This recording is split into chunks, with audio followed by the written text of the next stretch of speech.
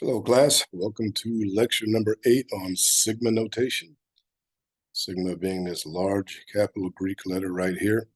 Sometimes sigma notation is called summation notation. So in this lecture, I will tell you what sigma notation is and why it's important.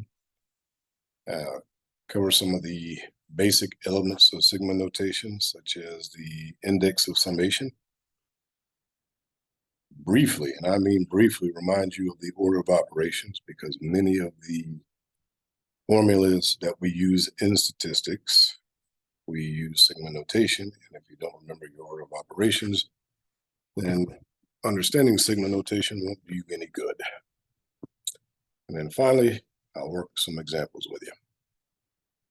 So what is sigma notation? As you can see by this definition, it's just a convenient way or a simple way to express a more complex summation or formula. And again, this is what I mean by sigma.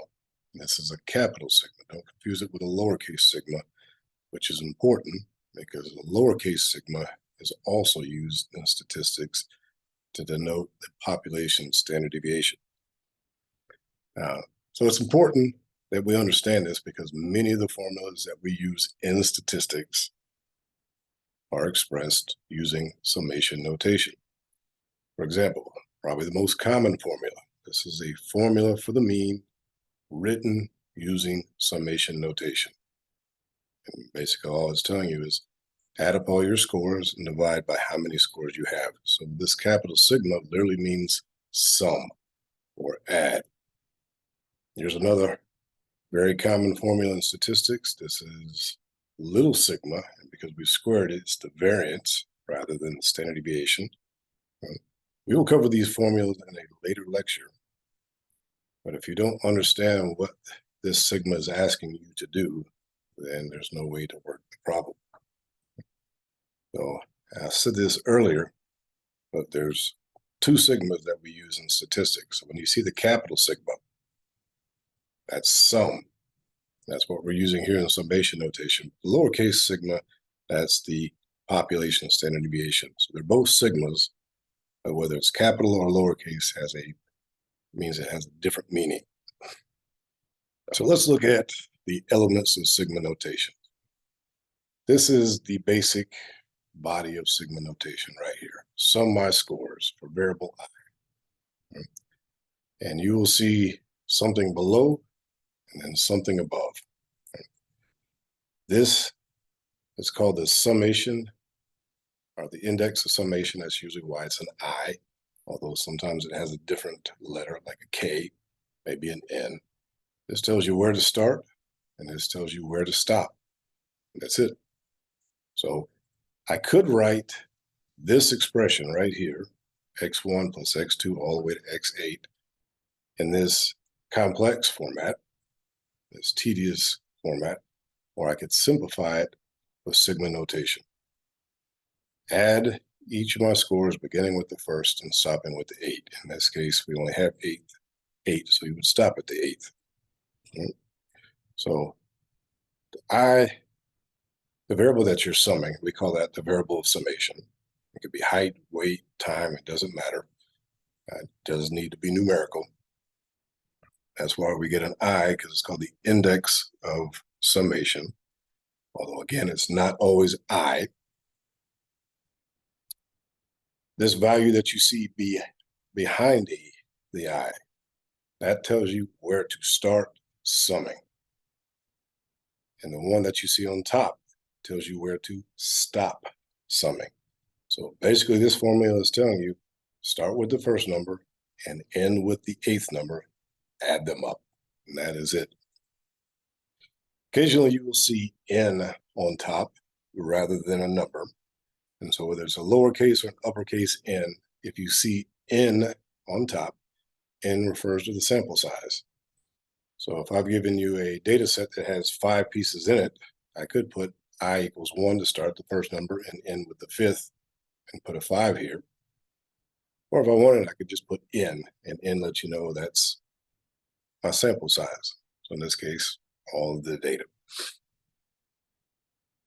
So in summary, this summation notation right here is telling you add the value, sum the values. That's where this comes from. Beginning with the first, that's where we see this value here, and stopping with the eighth.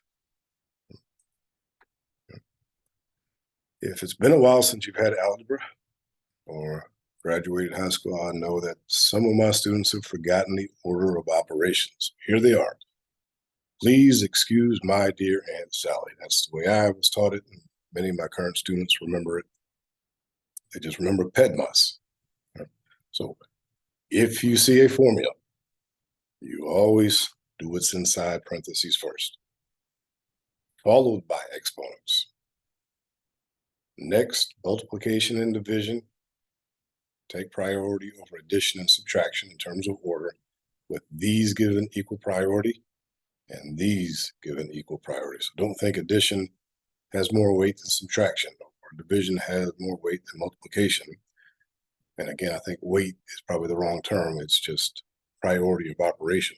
So parentheses, exponents, multiplication slash division, not multiplication then division, and so forth. All right. So let's put that to work and see if you can solve some basic problems. So down here, I've given you a very small data set. We're going to assume it's numerical in nature. And I've asked you to sum this variable, I, starting with the first and ending with the third value. In this case, we only have three values, 1, 2, and 3. So I could have put n up there, and that would have been the same thing. So basically, this formula, this summation notation is saying, add up all your data. And we know if we add it up, we get 6. Sum 1, 2, and 3. That's all there is to it. In this case, it's a little different. So I've given you the same data set. I've made it small for convenience purposes. Start with the first. So again, the first is not always the number or the number 1. I just happen to make it 1, 2, and 3. Could have been 5, 10, 15. It doesn't matter. But instead of adding all the data, we're going to stop with the second one. So this one is literally saying add the first and second number. We know that's a value of 3. In this case, same data set, but we're not going to start with the first number. We're going to start with the second number and continue to the third. So this is asking you to sum your data, starting with the second value and ending with the third. So we're going to add 2 and 3, and that gives me 5.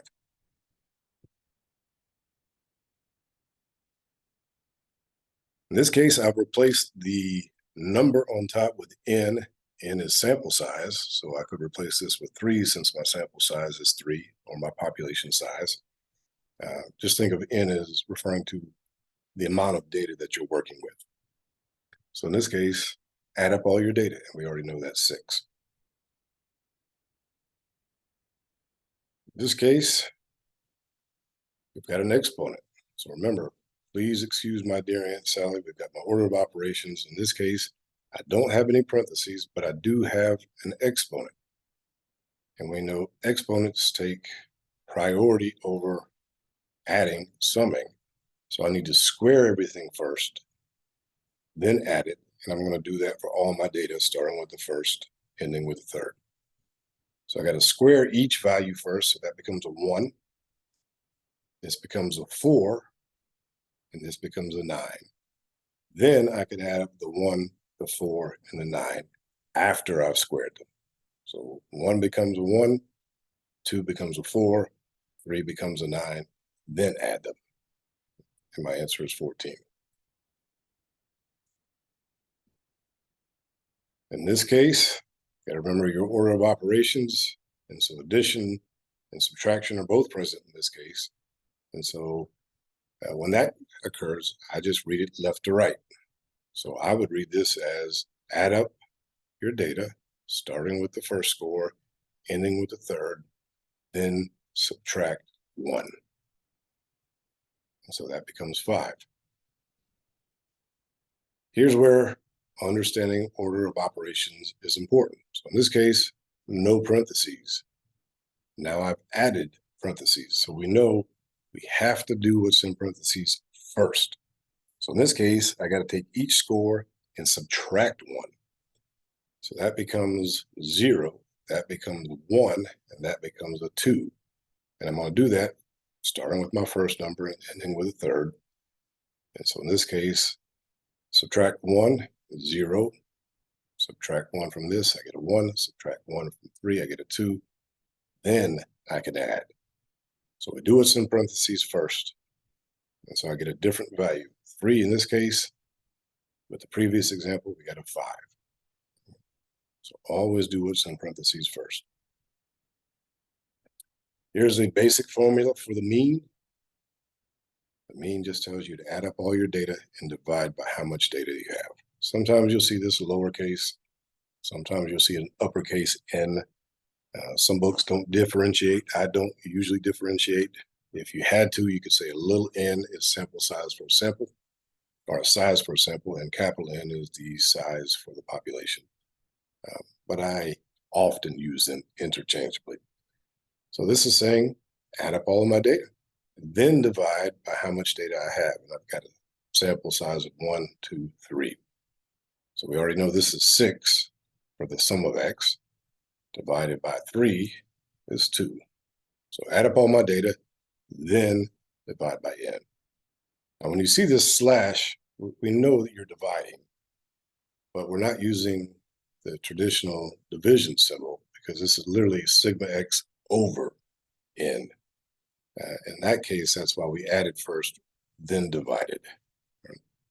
You could put this in parentheses if you wanted, just to reinforce the idea that you're going to do this, then this. That's it. As always, you can call, text, email. I love to talk statistics, even when I got a sinus infection and a hoarse voice. Hope to hear from you.